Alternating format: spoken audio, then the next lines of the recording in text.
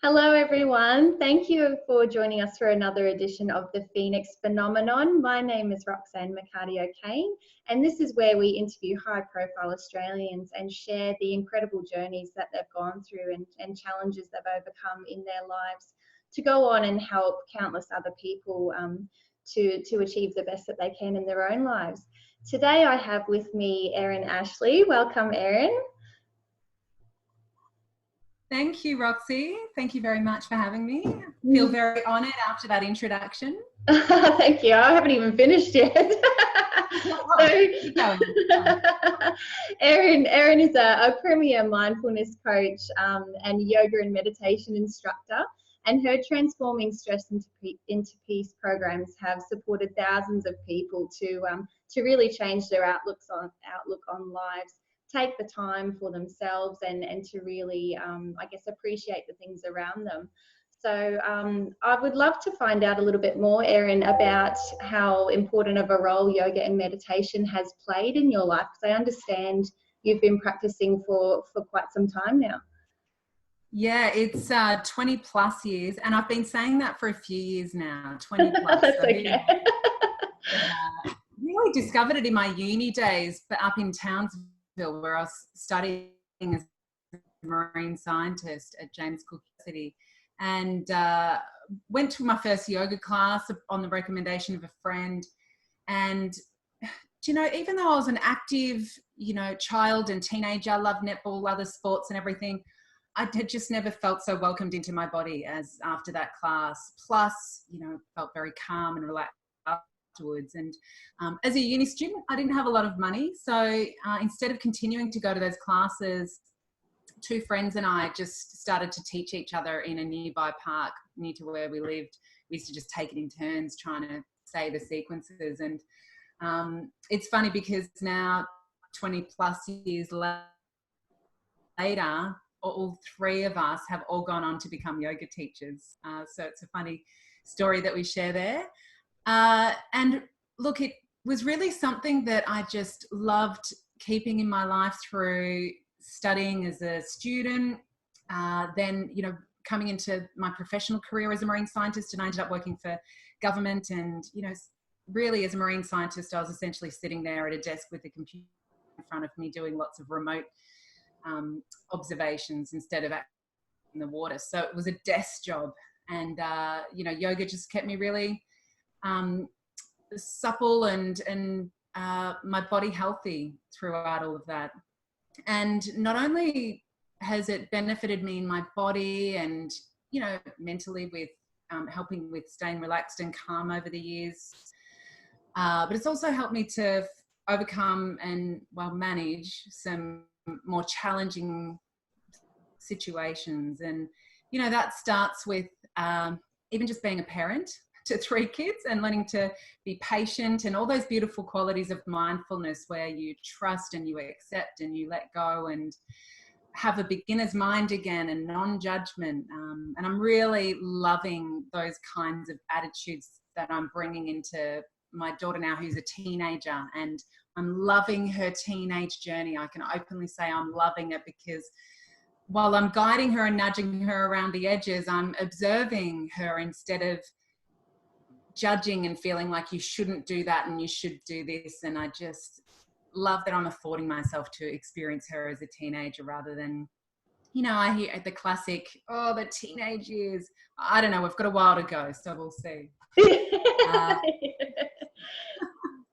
I know you've got 2 younger kids and, those early years can feel like they're forever, but one of the great things about the practice of yoga and mindfulness and meditation is that it helps you to appreciate the now. And it's by moving your body, and then you have to get in touch with your breath. And just those 2 things, when you marry the body and breath, they pull you out of any kind of past stories that you've been in or future thinking, even the shopping list that's going to come in benefit for you after the yoga session. And you land in the moment right now. And so it's like you buy yourself time back once again through this art of yoga. When one I could go on. No, it's great. You've probably got Okay, more questions. maybe I might sort of direct a question at you, if I may. So you did mention in passing there that yoga and meditation and the practice of mindfulness has helped you through many challenges in your time. But I guess the biggest one and the one that stands out, and a lot of our viewers may not know this about you, Erin, but you did actually lose your first husband in 2009. And I'd really love you to share the story of how you met Nico and what it was that happened on that day. Yeah, sure. And look, the whole journey of Nico and I, kudos to following that instinct and that feeling that you have when you have a calling to do something bigger in life. And so as a marine science student, I saw that there was an exchange program that at my Australian university was offering to go and study in the States, in Miami.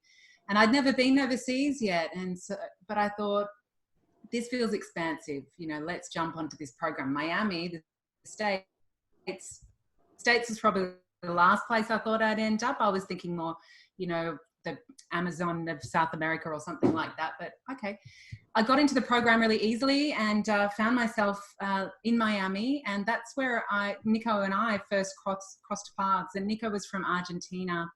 And although I was studying, I'd found myself a bartending job on South Beach. And it's just such a cool experience. I'm young, I'm single.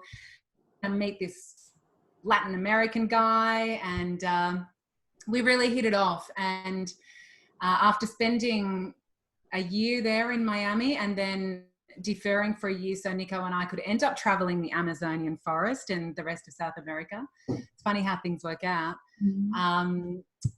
We returned to Australia so I could finish off uni. And once I had done that, then we ended up moving to Melbourne, where I was from originally, had our first baby. We decided that we loved the Sunshine Coast, though. We wanted that beach lifestyle. So we moved up to the Sunshine Coast. A few years later, had our second baby. And just on a day like any other day, you know, we're living this, our dream life at that point in time. We're living right near the beach, walking distance. I'm working in my job for government, fulfilling my marine science degree and desires. And Nico and I are walking through a shopping centre, just the Sunshine Plaza here on the Sunshine Coast. And Sasha's only 4 months old, nearly 4 months old at this stage, and she's in one of those baby beyond baby carriers. And Lucia, our eldest daughter, who was nearly 4 at that stage, was staying at her grandparents'. So we're just walking through the mall like any other day, walking and talking. And then Nick suddenly falls to the ground by my side, and he grabs my shoulder on the way. And, you know, as I look around, I can see that his eyes have already started rolling into the back of his head. It's like he's not even there anymore. But he's grabbed my shoulder so his body's turning so as not to fall on Sasha. And so he falls on his back. And it's lucky that we're in a public shopping centre because there's lots of people straight on the scene, and I direct someone to call an ambulance straight away. There's 2 people who say, we're first aiders, can we help? And so we get Sasha off Nico and I'm holding her, and they've got him in recovery position. And after, I don't know, a minute, 2 minutes, his breath expired and it slowed down and it expired. And so they commenced CPR on him, and the ambulance took about 8.5 minutes to get there. When they arrived, they started defibrillating him and doing everything they could. They said, Erin, let's get in the ambulance, head to the hospital. Great. I'm thinking, cool, we're going to be in the best hands possible. Let's just get this situation handled and move forward about our day. Like, oh, Nico, what a freak thing to happen to us today, you know? Mm-hmm. Let's just get home and move on. And so we get to the hospital, and they're working on Nico, I don't know, maybe half an hour while I'm tending to Sasha in another room. I'm breastfeeding her at that stage, get her nappy changed. I'm just feeling like I want to get her handled so then I can get Nico handled, and then we can just keep moving on with our day, there was never a moment where I thought it was going to be any other kind of pathway. Did you think it was an element of shock? Like, do you think you were in shock with what was happening? In hindsight, absolutely. And I, now understand what my own stress response in my own body is, and understanding that stress is a natural reaction, biochemical reaction that occurs in the body. And my classic thing to do is to freeze. Like I feel like I turn a little bit robotic, and having become aware of that from this instance, and stress is natural. It'll arise in a small scale, in a large scale. Whenever it arises, I work on that freeze mode, on becoming aware of it. But there's times I need to take action. I witnessed a motorbike accident the other day, felt myself going into that freeze mode, yet I was able to recognize that stress had entered my body. And this is all within milliseconds now that I've been practicing it for a while. And I was able to logically think, make a phone call, 000. And then I was able to go and help the people who were involved in the accident. So I was able to buy myself a space to choose my response from being aware of my own stress reaction. Otherwise, I think I look back at what had happened to Nico on that day, and I think, why didn't I jump in and give him CPR? Or why didn't I? I beat myself up for a long time with a lot of whys, which isn't helpful. Yet it was a freeze kind of mode. And on that day, I saw that other people were tending to him and caring for him. So I felt like that was handled. Yeah. And at the hospital, they called me into the room to see Nico. And I was like, oh, finally, good. I hope he's okay. Let's get this handled. When I walked into the room, it was just a room full of doctors and nurses standing there with their heads bowed, and the main doctor, I'm sorry, and just shook his head. And I look and I see Nico just laying on a trolley motionless. And that was when the real shock set in. I'm holding Sasha, and I'm just trying to piece it together. Like, we've just had this baby. He was fit and healthy, 35 years old. There were no warning signs that anything like this could happen. Our kids are fit and healthy. His family in Argentina, there's just kind of nothing really, even in his family, of tumours, cancer, anything like that. Following autopsy and 10 days of investigations, they couldn't determine a cause of death. And couldn't give me an answer as to why Nico had died. And it really took what had happened to a whole nother level of disbelief. I just needed something to be able to, I guess, come to an acceptance of what happened. So we started doing some genetic testings, of Nico's body, of the girls, of his family. And we spent about a year looking for any kind of medical reason that we could find, and nothing ever turned up. Through my previous practice of yoga and application of mindfulness and meditation, there was just a point where I realized, like, I could keep searching forever, but the reality is that this event has occurred.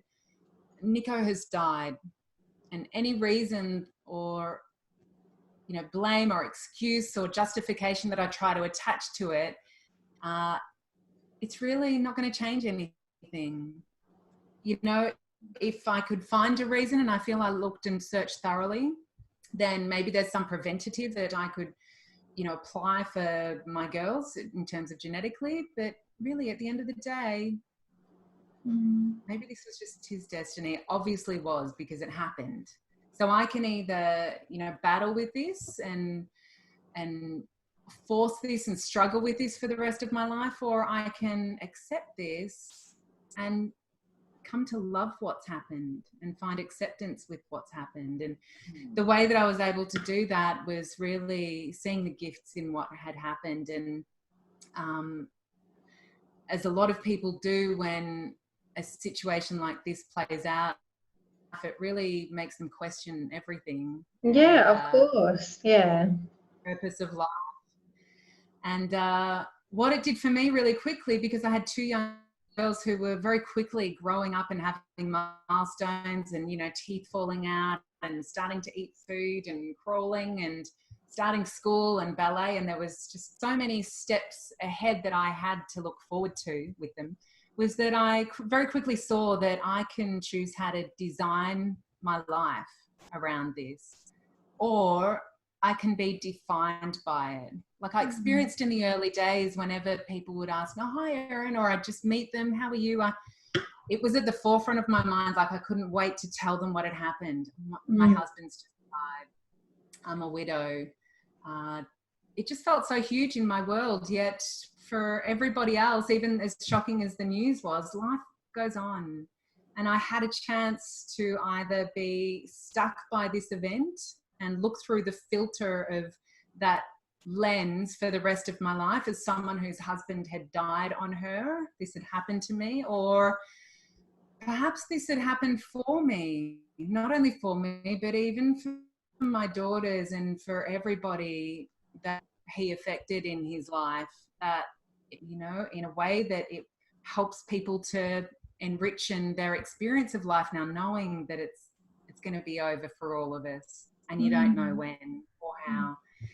And it's really what it boosted me to do. You know, it's really the underlying reason why I ended up coming out of my office job as an environmental planner a couple of years later, because it provided me with good financial stability in those early days, and I did love what I did.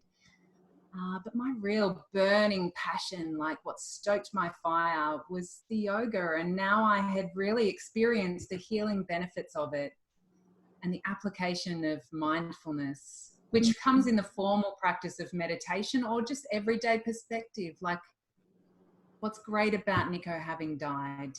What's great about it is that we got 8 amazing years together of love. Most people don't even get that once in their lifetime. Yeah. That's an informal practice of mindfulness right there. Okay. And I guess, you know, you mentioned you did go on this journey of trying to seek answers and trying to, I guess, get a reason for why it happened. Why is the big word here. But was there a trigger point for you, or was there something in particular that you remembered that helped you to, I guess, to make that mental switch to, I mean, those are huge realizations that you came to, and they really impacted the rest of, you know, the future of your life. But yeah, was there a trigger point as such, or was it just a growing realization that, you know, I have the tools for this, I just need to re-engage them? The realization happened pretty quickly, I must say. Like, I would say within weeks of Nico dying. Maybe I even knew it straight away, yet I had to deal with the human being element of it, with the biochemical stress response that was happening still. Yeah. Yet I guess it was really after I worked with like Brisbane's leading cardiologists and was taking the girls in for sessions. And I remember looking at them, you know, all hooked up to the machines, and I started to feel like that if I persevered with this with them, when we've already been given we've got no medical reason, that I could be instilling some kind of fear in them, you know, that this might happen to them as well. Yeah. And I went through every, you know, kind of medical procedure with them. And even now we kind of go back to the hospital every 4 years to get checked out, just once every 4 years. But it was really at that point where I found that acceptance with it and need to no longer look for a reason. Okay, sorry, there's a bit of a lag there. We'll have to try and work through it. Yeah, and so you mentioned, you know, you were able to, or the next step for you once you, a few years had passed, was to pursue yoga and meditation. And I guess from my perspective, it's like you've had, I guess, a whole new world opened up to you since you took that step. Oh, absolutely. So, you know, I was still working the government when I did my yoga teacher training. And at the end of that yoga teacher training, I finished it off with a retreat with the yoga training school, and they had a guest speaker in who I'd never met or heard of before. And he had come in to teach us about the business of yoga, you know. And as yogis, when we're beginning, we tend to struggle asking people for money. We feel like it's just this karmic service that we should be providing, yet you know, to continue to provide that service, you need to be financially stable and able to provide that space for people. So this speaker was really awesome, and I was super inspired. I bought a copy of his book. He signed it for me. We had the photo taken. And it was a few months later when I messaged him and I was reading his book, and it really helped me to even find the next level of acceptance, gratitude for what had actually happened in my life with Nico dying. And that was How Would Love Respond by Erin Ashley. And we had a little bit of a back and forth on messages, but it wasn't until a year later that we messaged again and realized that we both lived on the Sunshine Coast. He had a child, I had 2 kids. We said, hey, why don't we catch up? Great. We caught up, and a great friendship evolved for a couple of months before we finally went into a relationship. And now here we are, 3 years married. And it was really, after about 6 months of being with Curec, we just were so aligned on all levels, including on a working level, and just me opening up into that world of personal development, where, you know, yoga and mindfulness and meditation really now became tools.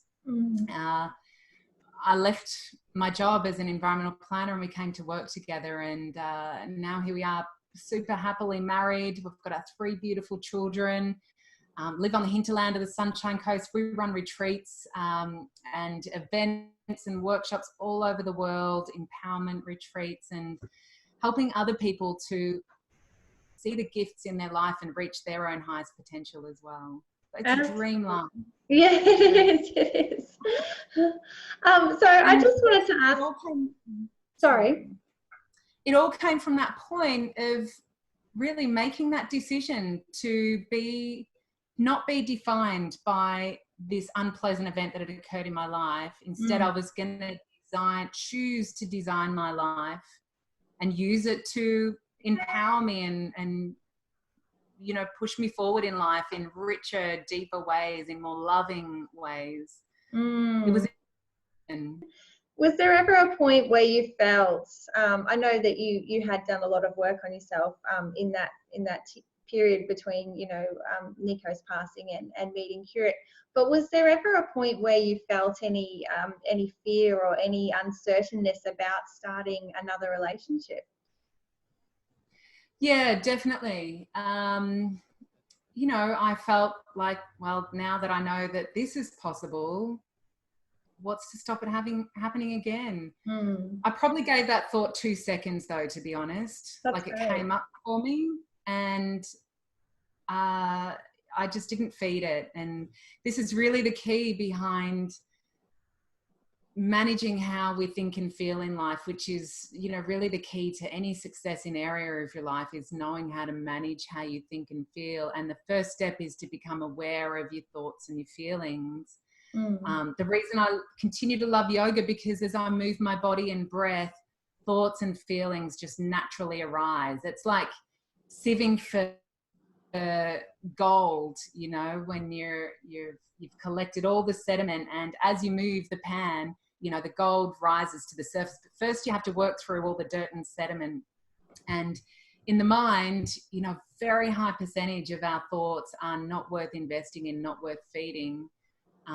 They're natural, those thoughts, yet we need to know which ones are serving us and which ones aren't. And so that thought that came up for me about not being open to love again, and it probably took me a couple of years to be open to going into a relationship again. You know, I probably wore my wedding ring to Nico for that amount of time as well. Another decision that I made was to let go of that and be open to love again.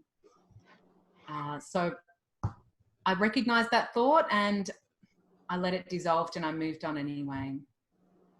Excellent. No, that's amazing. I'm hoping that viewers who may, you know, find themselves as widowers or who have lost someone will take great strength out of those words and help them with progressing in their lives as well. So yeah, I really hope so, Roxy. And look, we've just had our beloved pooch Milo die a couple of days ago, and the same feelings honestly came up for me. As we know, our beautiful pets are just family members as well. Yet, you know, the way that I've really been allowing myself to, you know, grieve for our dog that has just passed is by observing what I'm experiencing in my own body and my own breath about it. Like my heart feels a little tight and constricted and my throat gets a little tense and I've been really teary and you know, to not be hijacked by that though, so that it stops me from being here in the moment. My daughter comes home from school with an award that day, or you know, whatever it is, we're just about to head away on a beautiful family holiday and I want us to have a really wonderful time and immerse ourselves in that experience. I'm still in that grieving mode for Milo and I can feel it in myself, but because I'm acknowledging it and I'm meeting it, allowing it to be there, and I can still be here in life as well. yeah, absolutely. And I guess you've obviously imparted some of your wisdom and knowledge on the children. What advice would you give to people who are watching, you know, to help, I guess, strengthen and help children through, you know, grieving processes like this? Keep the communication channels as open as you can. And it's so tough for yourself as an adult if you're already grieving, particularly because in my experience with kids, my daughter Lucia was nearly 4 when Nico died, and they can be so black and white with their observations on it. So Lucia wanted to know every night before going to bed of the detail of what happened the moment that he died, because she wasn't there. She didn't get to see it. And as tough as it was for me to replay that over and over again, and I cried every time I told it to her, she asked for the information and I gave it to her, you know, pretty tactfully, like no gruesome details for a 4-year-old, for example. But now that she's 13, if she asks me that question, I'll probably tell her with a little bit more elaboration, because I know she can mentally manage it. Keeping the communication channels open, you know, allowing them to draw about it, to talk about it, to share stories about it. I think this really helps with them not bottling it up and suppressing it and it coming out sideways later on in life. As tough as it is for you as an adult, I went to the library and just got every book out on grief that I could find, and grief with kids and managing it, and just really ended up studying it. And, you know, even Sasha, who was just a baby, 4 months old at the time when he died, she's now nearly 10. And she's probably the one who struggles with it the most at the moment. You know, she sometimes, when her resilience is down, that's what comes up for her, this story about her dad dying. For her as well, though, it's just an event that happened, and any other story that she attaches to it is just a story. But I'll hold space for her and I'll be there for her and listen to her. If I've learned recently that if I try to reframe it for her, like I'll say to Sasha, but what's great about it, you know, or what's the gift in it? If she's in her emotions and she's upset about it, she's not going to want to hear me. So I just sit there and I listen to her and I ask her, where are you feeling it in your body and where are you feeling it in your breath? And within minutes of getting her in touch with her own system, it's almost like she's out of that hijack mode of the emotions and she's also observing it. And then I can say, well, what's one thing that's going really well in your life right now? We can start to rewire the systems of the brain that way, and hopefully she comes out of it through her younger years with a positive perception and positive outlook on life. That's my best hope. Yeah, absolutely. Mind you, if you don't mind me saying, with yourself and Keurig as her, as her parents, I think she's in pretty good hands. So, You know what though? They don't want to hear it from you. all We right. just learned this, that it's by demonstration. So Yeah. we just have to be really congruent with everything we teach, and we are. We read our goals and our affirmations every day, and I meditate and practice yoga in the lounge room when they're around having brekkie. And I've learned not to preach it to them. My eldest daughter Lucia, she says, "Oh, Mum, it's enough of that yoga stuff." I try to nail her on the drive home from school. She's like, "Oh, yoga philosophy, Mum. Can we turn on my playlist? Get it off the beautiful mantra music I've been listening to or whatever." Yeah. And you know what? Through demonstration and backing off with the preaching, all of a sudden she's got her affirmation list in her room, and she's incorporating some of the teachings that we teach as well, without us having to tell her to do any of it. Wow, that's incredible. That's amazing. And I guess if we look at, you mentioned earlier the retreats that yourself and Keurig do, the Find Your Fire retreats. I've been a participant myself. They're absolutely powerful and really amazing experiences. But I wanted to ask you, I don't know if a lot of the people come in, it's a good mix of business and the mindfulness. But I know, the world is opening themselves up more to the idea of mindfulness and taking time for space in order to grow. But do you find that you still get a lot of maybe the business orientated participants a little bit surprised at the power of what's possible when they engage in it? Yeah, really. And it is amazing to watch over those Find Your Fire retreat weekends, on the Friday, maybe the husbands that come with the wives, or the business people who think they're there just for the rah-rah motivation side of things, how they end up just walking away really embracing the power of stillness. And we do certain activities with them over the weekend where we really help people to shine their habits of ways of mind and just in all their operating systems to the surface, even the way that they move their body. And we provide them with the space to, observe it and to mind about it and curious. What this does is that it starts pulling people out of that busy mode where there's so much to do, there's so much on the agenda, there's so much to think about. And we buy space in the mind, and we literally start rewiring the neuro pathways. So, the neuroscientists say that the nerve cells that fire together wire together. And if you just keep repeating your same old patterns every day, and your feeling of busyness and, what you think is going to help you to succeed in life, but you're not there yet, then I say pare back. Keep things really simple, shine the light, have a really good look on what your current habits are, and then learn to discern whether they're helping you or whether they're not. And when we pare back, this is what we do at the Find Your Fire retreat. Like, to be able to find our fire, we have to just dust off some of those old patterns, those old ways, and then really dig deep so that the fire burns from a place that can be sustained for the long term, and not just some short burning motivational weekend seminar kind of hype.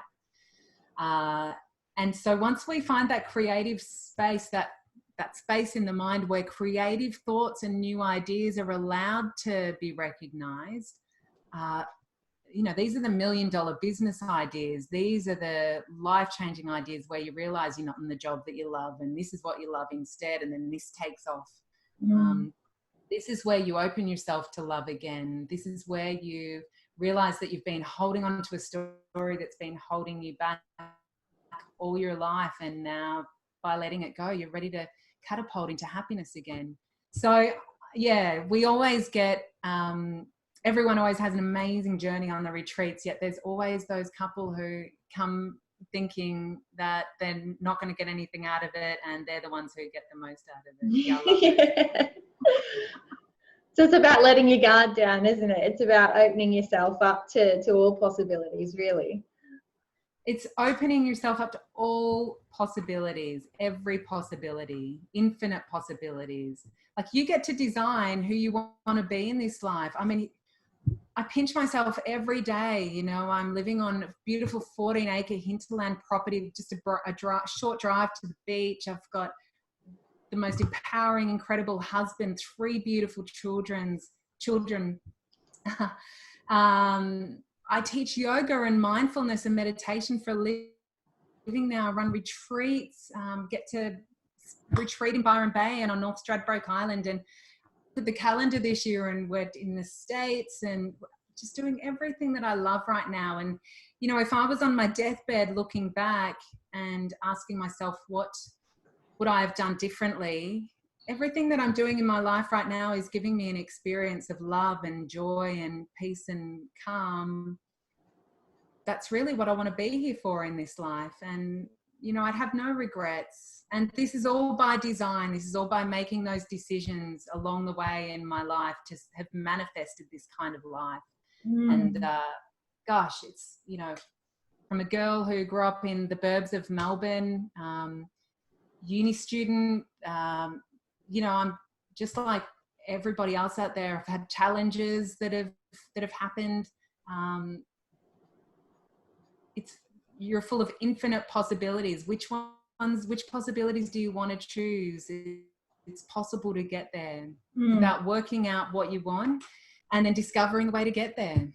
Yeah, absolutely. And so some of the latest developments for you is being invited to be a yoga teacher at the Chenrezig Institute. So that's a really huge honour in itself, isn't it, Erin?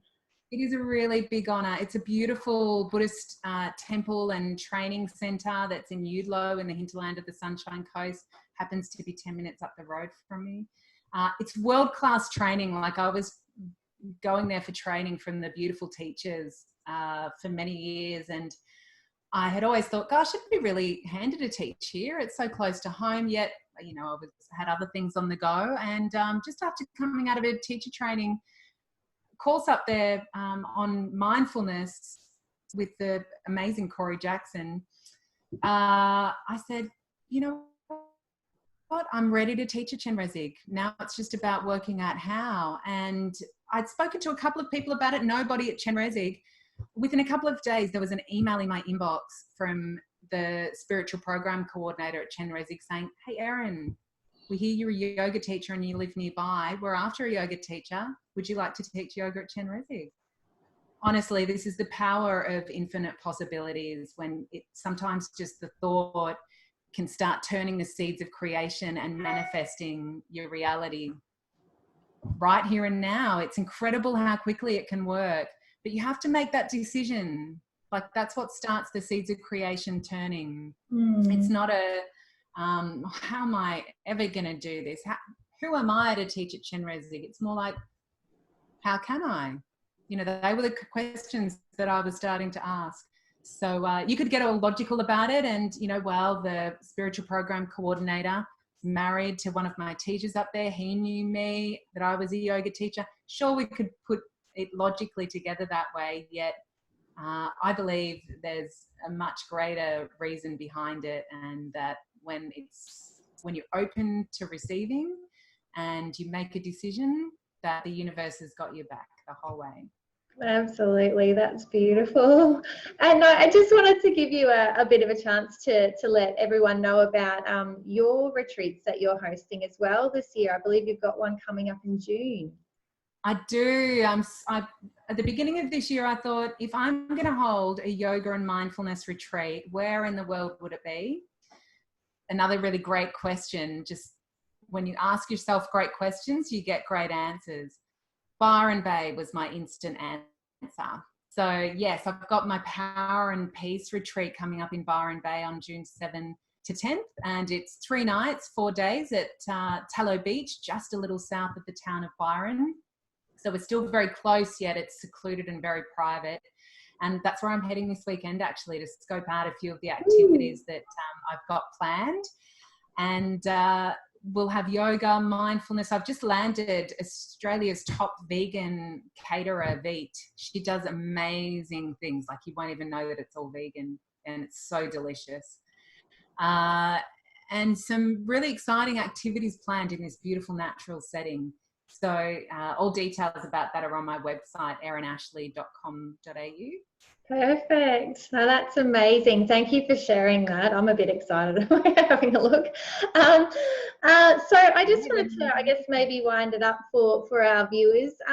Just see if there were any pearls of wisdom, any advice you would want to impart on them if they're looking at perhaps taking the first tentative steps into, you know, a mindfulness practice, looking at yoga and meditation for the first time. Yeah, sure. There's so many resources online now and, you know, meditation audios to guide you. I find most people that I come across don't meditate because they believe that they haven't got the time for it. If you do go to my website, I've got a free 5-day meditation challenge. You get 3-minute meditation audios, 5-minute meditation audios. I think the longest one might be 10 or 12 minutes. It doesn't have to take long to buy yourself some space, whether it's through that formal seated meditation or whether it's just by sitting on your chair inside or outside your house and noticing your breath for 30 seconds. Just grab as many of those moments with yourself as possible. And what this does is it starts welcoming you back into your own systems, your body, your breath, your thoughts, your feelings. And as much time as you can grab improving the relationship that you have with yourself again, you're going to improve every other relationship that you have with everyone around you in life and with life itself. So it's really worth investing the time, 30 seconds. I mean, start with a minute a day just by sitting there with yourself and your breath. And you'll be amazed at how much more time you'll end up having in your day to notice life. Oh, that's incredible. All right. Thank you so much for your time and for everything that you've shared with us today, Erin. Oh, pleasure, Roxy. Thanks so much for having me on. Yeah, not a problem. And so for those of you who have checked in to listen to Erin and all of the amazing things she's shared with us today, we do have a few more episodes of the Phoenix Phenomenon yet to come with many more great, amazing people sharing these incredible stories and imparting the pearls of wisdom that they've gained on their own journeys to really help you strengthen yourselves and empower yourselves in life. So thank you again for joining us. Make sure that you like and subscribe so that you don't miss any of the amazing people we've got lined up. And yeah, we look forward to continuing to bring them to you. So thanks again, Erin, for your time. Pleasure. I'll be tuning into those future episodes too. Thank you. You have an amazing day. You too. Bye, Roxy. Bye.